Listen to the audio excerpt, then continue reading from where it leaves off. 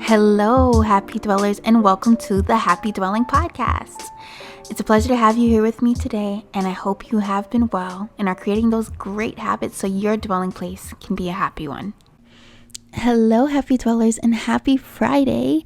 This episode is one I'm super excited to share with you all because I am a low-key fan of Miss Loly Spencer. She is an amazing woman, an amazing mother, and she puts out some great content. So I'm going to leave her information once again in the description box below. Her information will also be on the screen if you're watching the YouTube video.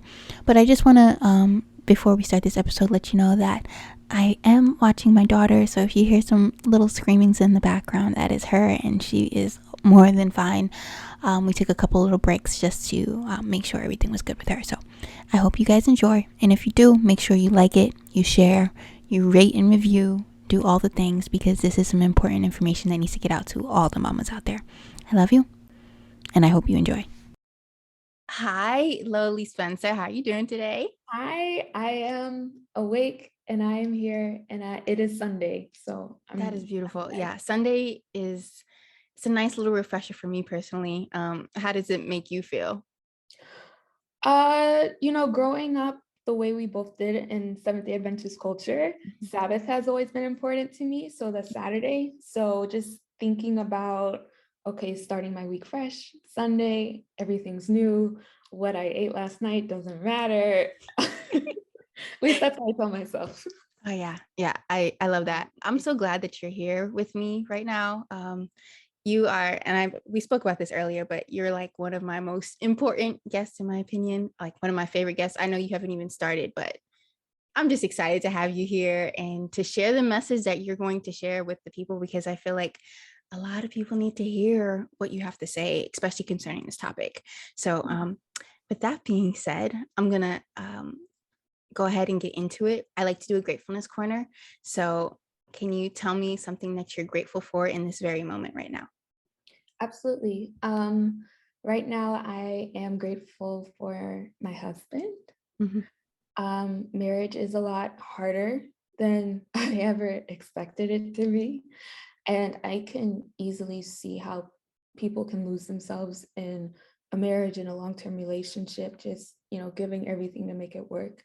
But we've had challenges, of course, but he has given me space to kind of even go through childhood trauma, to kind of just have realizations and epiphanies, to sit down and to tell him what I've been through. And for me, I've been able to find myself in my marriage, just being able to have that unconditional love and acceptance. So shout out to blind dates. Um, they're the real MVPs here. And yeah, I don't know where I would be without him. I had no idea that that's how you met your husband. So that is such an awesome story. Um, that's good to know. I'm happy you have him too. I know it could be a lot being a mom and just being a wife. And if you feel that way about him, then that means that's you chose the right man. So I'm happy for you. I love him so much. So can you tell me a little bit more about yourself? Tell the people who you are, why you're here on this motherhood podcast. Yeah, definitely. Oh, motherhood has been a journey. Um, it kind of got rolled into the journey I was already on. So just to back up a little bit, after I graduated from college, I got a teaching residency job, which is basically I was in the classroom with a mentor teacher and taking classes at night to get my public school certification. And there was maybe 40 or 50 people in my cohort. Oh wow. I thought it was gonna be great and I was gonna spend my life being a teacher, but it was actually one of the worst experiences I've ever gone through. Um, the kids were going through a lot. There's gang violence in the neighborhood, domestic violence in the home, parents breaking up. Some of the teachers even had to go testify in court for different custody cases. It was a lot going on with them. And then with the teachers, there were a lot of instances of abuse. So like, I've seen teachers who are teaching me how to teach throw textbooks off of students' desks and slam the door and barricade students behind desks or drag them to the back of the classroom or One time there's this little girl who had light up shoes who kept tapping on the floor. And so the teachers threw her shoes in the trash can and said she could get them before recess. Just crazy stuff that you don't expect to Right. see. And so I quit after Okay. 3 months. As you should. I was the fifth person to quit that year Wow. in the school year. So it was, they had a crazy high turnover rate. Like some of my coworkers had bite marks on their arms. It was just wild. And for a while, I avoided the classroom because of all that stuff that happened that I wasn't able to unpack. And I had to turn into a different person to kind of operate in that environment. I became really mean, really strict. And so I was surprised when all of a sudden I had the idea that I missed teaching one day, like maybe 12 months after I had left. And so I realized that I wasn't in a good environment to learn how to teach. So I wanted to go back to school. And that's how I started to get my master's in education. Okay. Um, and through that process, had that blind date that I told you about, graduated. And then my boyfriend at the time moved to Texas for his career. And I said, are there any educational psychology programs near you? Because my idea was I need to unpack what happened, Yeah. in that classroom. I had my master's thesis on the language of trauma because my theory was that the teachers were communicating to the kids the hierarchy of the Okay. classroom, Okay. right? So they were creating all of this chaos because that was the kids' homeostasis at home. But at the Yeah. same time, they were showing them, I'm the leader. I'm the biggest bully, if you will. Like Wow. I'm the one who can throw down the most. Right. And so I wanted to understand what happened in that classroom. And that's how I came to Texas. And that's how I came to this educational psychology doctorate program. And yeah, that's how I started the pandemic. Wow. That is a story. I had no idea all of that went on with you. Yeah, Question following up with that. What do sure. you plan on doing with it when you're finished with your doctorate? Yeah, so I want to kind of go after less of a career path and Okay. more of a career focus. Okay. And so just talking about what we're going to talk about today, Right. but also focusing on making research accessible to everyone else. Because Okay. right now it's in this little bubble Right. where researchers talk to other researchers at conferences, and a lot of journals and articles are behind a paywall, Mm. right? You have to pay $50 to Yeah. download one PDF article.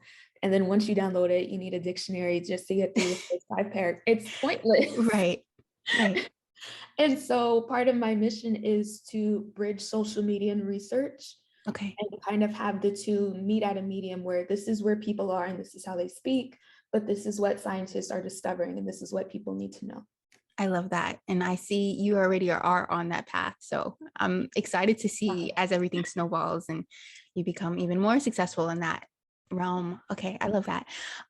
So can you tell me a little bit more about your motherhood story? Becoming a mother, the story of how you became a mother and all that. Yeah. Um, so my husband and I definitely plan to get pregnant, Okay. which looking back, I probably wouldn't recommend to a PhD student in a pandemic, for example, Right. but that was our plan. And I was actually surprised with how my pregnancy went. It wasn't happy, Mm. and I expected for it to be happy. But my father-in-law, who I called Uncle Dad, Uncle Dad, he actually got his second diagnosis with cancer at the time, and we just found out it was inoperable. So my husband and I and both of his siblings and their small young families moved into my in-laws' house for about 2 months, 3 months, while he was on hospice, while he was, um, declining in health. And I mean, I was pregnant and it was so stressful. This Yeah. is someone who he and I, we were BFFs. We would talk on the phone for hours at a time. And, going through the process where he doesn't recognize me anymore. Yeah. So he doesn't know. He asked me who he is, let alone who I am. Mm. You know, it's very difficult during a pregnancy. So during that time, we had moved from Dallas, where I was in school and my husband was, to Houston, where his parents were. Okay. So I didn't know anyone besides my husband's family. Mm. And it was during the pandemic, so people really weren't traveling. So it was pretty lonely and isolating. And on top of that, I have premenstrual dysphoria, premenstrual dysphoria disorder. Okay. That's what I have, PMDD. Oh my And goodness. I got that diagnosis when I was 20. And basically, it's like PMS on steroids. Right. So the cycles are similar, but instead of the typical mood swings, I get depressed and I get suicidal thoughts and a lack of interest in things I enjoyed. So during this move and this turnaround and this switch, I was also switching OBGYNs Okay. from Dallas to Houston. And during that time, I was like, I know I'm not a medical person, but I feel like I shouldn't be taking antidepressants while I'm pregnant. That just Right. makes sense, Yeah. right? Yeah. Right, That makes sense. right. No, it doesn't actually. It doesn't. Okay. Yeah, no, I stopped my medication. I got super depressed, even worse than Oh. before. Because in my mind, I was like, well, it has to do with my periods. I'm not having the period. Oh man. It did. So I got depressed while I was pregnant, started seeing a therapist who told me I needed to say specific things to my OB to get an assessment, to get back on the meds. So all of that was happening. And then it was the pandemic, and hundreds of thousands of people were dying every day, and Black and brown people being murdered on TV. And it was a lot. I was also working part-time and in school full-time. And so coming through that pregnancy, going through it, having my father-in-law pass, going to his funeral pregnant, like it changed me because I had to stay calm for my baby.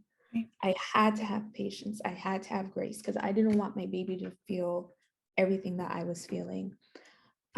So that's how I started motherhood, from a pretty sad, a little bit depressing place, but luckily I'm in a completely different space now. I'm so happy that everything has turned around and you've gotten through that cloud. I know that the pandemic on a whole was just for everybody, but that sounds very intense. And I'm glad you were able to stay calm for your baby because that's important. I had not a similar situation, but something in during my pregnancy where I had to also stay calm, and it's Mhm. difficult, but at the end of the day, I think moms are able to elevate in a way that Yep. outside of their pregnancy, you probably would not have been able to do that. Oh no, man. If it was just me in this body, Yeah, a different whole story. wreck, at least Yes, for me. Yeah. absolutely. Um, okay, I did not know that once again. So thank you for sharing that. It's very intimate for you to share on this podcast. So I appreciate that. The next question I have for you is when it comes to your birth, because I know that you did share a little bit on Instagram. Can you tell me a little bit about how your baby entered into the world and your whole birth story? Yeah, absolutely. It it did not go as expected yet again. So I was 30 weeks, 36 weeks pregnant, 3 days, 36 weeks and 3 days pregnant when I just woke up in the middle of the night. It was 3 in the morning and I just had a pounding headache. And I used to get migraines, but I haven't gotten them in years. So I drew a bath just to kind of calm down. I had 2 water bottles with me and I drank the water and I immediately threw them up. And I knew that something was wrong because I hadn't thrown up in my pregnancy. Um, and that was the first time. And so I started shaking. I called for my husband. He had to help me get out of the tub. I couldn't stand up by myself. And he, took me to our bed and laid me down. He called his mom, who was a nurse, and she came over with her blood pressure cuff, and my blood pressure was 186 over 110, which at the time I didn't know blood pressure things, but I Yeah, was just like, I'm pregnant, my heart's beating right. too. I should just go back to sleep. Oh man. Yeah, not a great idea. My husband was very insistent that we went to the emergency room. Yeah. And so was my mother-in-law. And so, I just let them take me so I could tell them I was right later. That was my line of thinking. And then when we got to the ER, my blood pressure was 205 over 120. And the people there had just, they were asking me so many questions. Who's your OB? What's going on? And, another podcast for another time. But I had switched OBs from the one that I had found in Houston. And I was actually going to meet my new OB that day. So I told them that this was his ER that he was at. And they called him and he was like, I haven't seen that patient. I don't know who that patient is. So they told me that they were going to deliver me that day. They were going to give me a C-section. And because it was an emergency C-section, because I had sudden onset preeclampsia, I was intubated. So I wasn't awake during it. And my husband wasn't allowed in the room. And yeah, I went to sleep pregnant and I woke up a mom. There wasn't really any transition into it. My husband told me later that when they wheeled the baby out to him, he still didn't know if I had made it or not, but they locked eyes. He was glad that he was okay. And again, this is somebody who had just lost their parent 3 months prior. So stakes were very high for him emotionally. Luckily, I was okay, made it through. And yeah, the transition was just crazy. I didn't feel connected to my baby for maybe 2 months until he was able to latch for breastfeeding, because he was a preemie, so it took him a little bit longer. Just because I didn't feel any labor, I didn't have any contractions, I didn't hear his first cry. Even when I heard him cry for the first time, I was so heavily medicated, I couldn't even turn my head. Wow. So it was a very traumatic birth experience. We want to have more kids. We don't know if we're going to do that or how we're going to do that, because we're both still kind of recovering from everything that went into that experience. Right. Wow, that's intense. Lauren, your stories are just, gosh. I did read that on Instagram, but you're adding in so many more details. I'm getting goosebumps as you're telling me this story. Oh. I can't even imagine all that. And I'm so happy you're here, because that could have went left so quickly. Wow. Thank you for sharing once again. So with all of that happened, I know a lot wasn't in your control. Is there anything that you would go back and change if you could?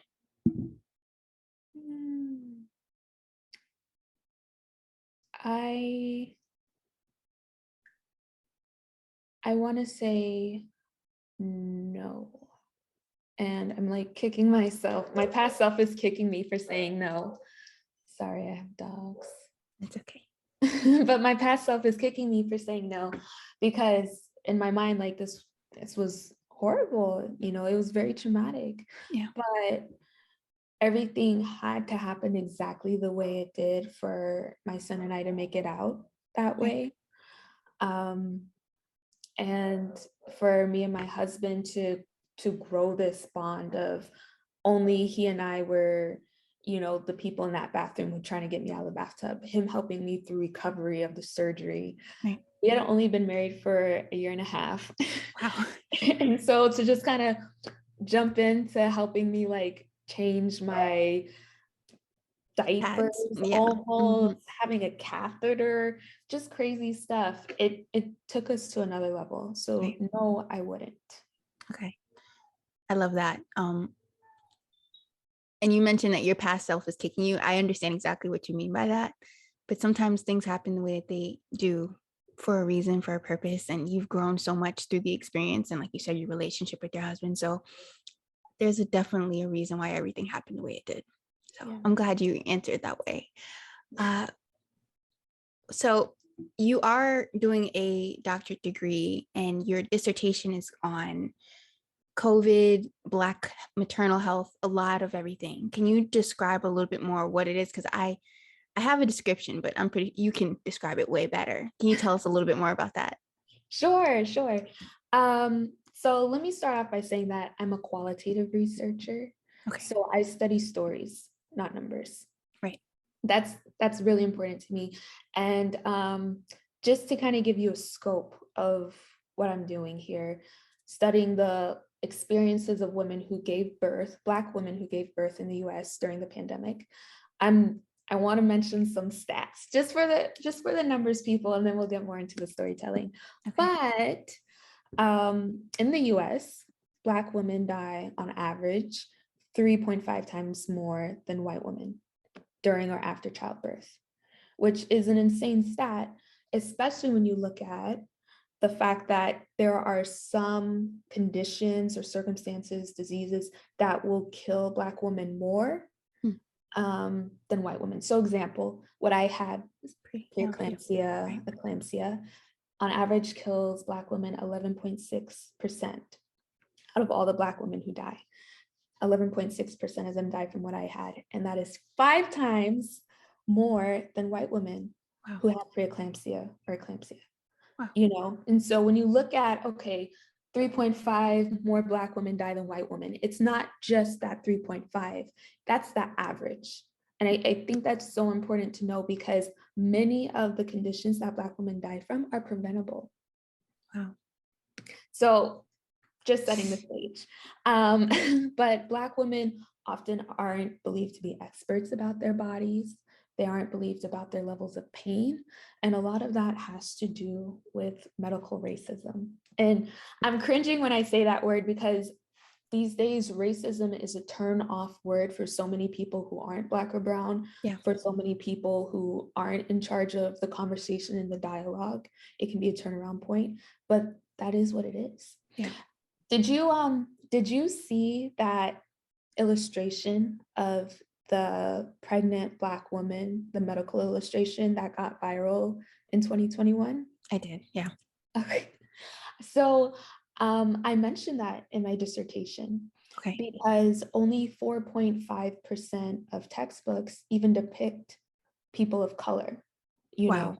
So you're looking at white people as the default human, as the standard human that everyone else's experiences should be compared to. Wow. So part of my research, beyond just the topic, is unpacking that in the construction of it. Right. So I'm using theorists that are Black women. I'm using a lot of citations from majority Black researchers. And of course, all my participants are Black, but also the chair of my dissertation is Black. She's a Black Wow. woman.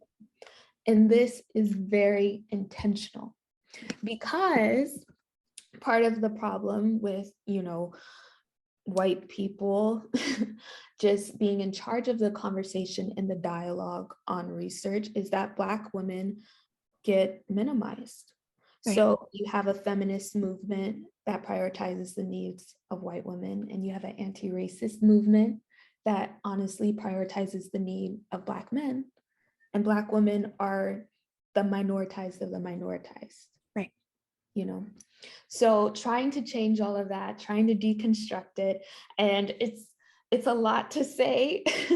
And I'm sure you have lots of questions. I don't know if I explained it very well, but that's what I am trying to do. I'm trying to highlight Black women and their experiences and their voices beyond statistics, which don't speak specifically to them. And I'm doing that as an African American in a way that kind of uplifts the participants' voices Right. and minimizes the research aspect. I love that. I think the work that you're doing is phenomenal. As a Black woman having a baby, there was so much fear because of the stats that you just presented. And it's not a joke. And it's unfortunate. I live in Georgia now. And when I was in New York, I felt much safer because New York is it's a lot more diverse. But if I do decide to have another child like that, the stats down here are just like, it's scary. It's a scary thing. And we need more voices like yours that are bringing attention to things like this so that the system can change. So thank you for your work. Once again, you're just, we love you, Lauren. Oh, thank you. I appreciate it. Okay. So what have you found to be the most interesting stat thing, anything as you've been putting your dissertation together? Yeah. So one of the most interesting things is this idea of intersectionality that was created by a Black woman.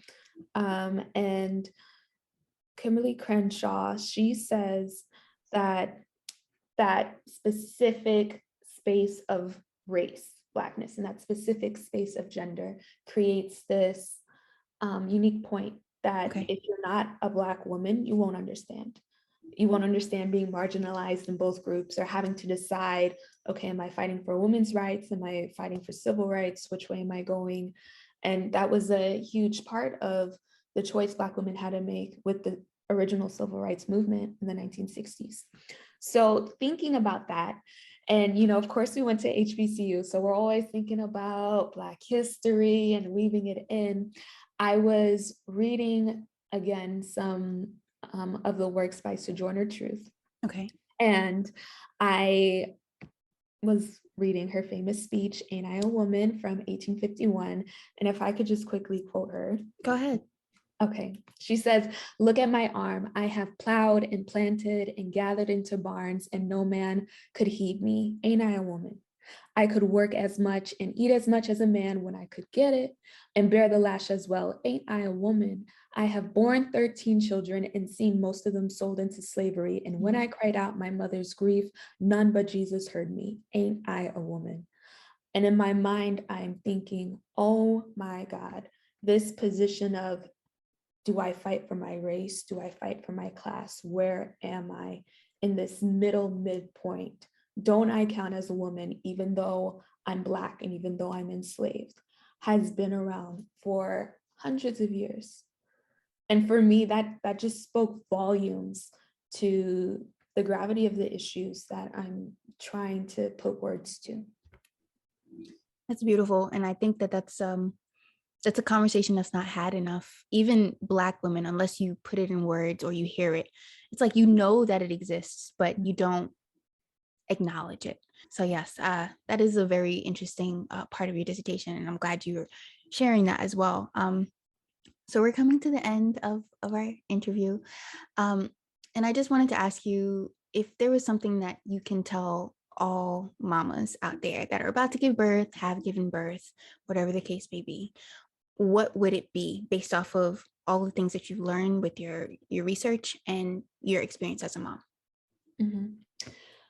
I would say to advocate for yourself and not be afraid to advocate for yourself. I think that when I was first starting my pregnancy journey, I was much more of a people pleaser and I try to be agreeable. And throughout my pregnancy, I had to learn how to not do that for multiple reasons, but especially for a woman who is about to give birth, who is coming into a medical space. You are an expert on your body. No one That's right. has lived in it but you. Yep. And saying what you need to say to the people around you, but also outside of that medical space, advocating for yourself when it comes to what you need to do to keep yourself going, what you need to do to fill your cup, what you need to do in order to show up for your child and to show up for your family, because that looks different for each of us, even though a lot of people try to prescribe what that should look like. Right. So finding that voice, because by advocating for yourself, you are advocating for your child. And that's how I had to frame it in my head. I am the only barrier, the only physical barrier between my child and the world. Yes. And that's how I had to get into the habit of doing that. And if you're had trouble like I did, to make sure that you surround yourself with people, whether that's family, chosen family, friends, partners, who can also advocate for you. I love that. And I think that's a very helpful tip um, that a lot of us have to learn going along the way. It's easy it's easy to get into the medical community and then just kind of shrink if you're not aware of the medical terms and you're just not used to the way the system works. But no, you're absolutely right. Whether that means doing your own research or getting someone who knows their stuff about the medical system to be in the room with you, whatever the case may be, you do need to advocate for yourself. That's beautiful. So thank you so much for being here. And you have just so much insightful tips and just, you know, a lot. And I think it can be useful to anybody in my audience. So can you just let me know where we can find you on Instagram, YouTube, wherever you are? Just shout it out really quickly, and I will edit the YouTube video and include it in it as well. Absolutely. Thank you. Yes, you can find me on TikTok and Instagram, especially. I try to get around to YouTube, working on it. And my handle is It's Me Loly, so ITSMELOLY_. And yeah, I'm glad you think I know a lot. I've been in school for a really long time. So worth it. Thank you. And thank you for having me. This was great. Well, thank you for being on, and I'll chat with you soon. Sounds good. That is all I have for you all today. Thank you so much for spending your time listening to me. I hope you join me in the next one to learn more about health topics that can help you improve your life so you can be happy in your dwelling place. Love y'all.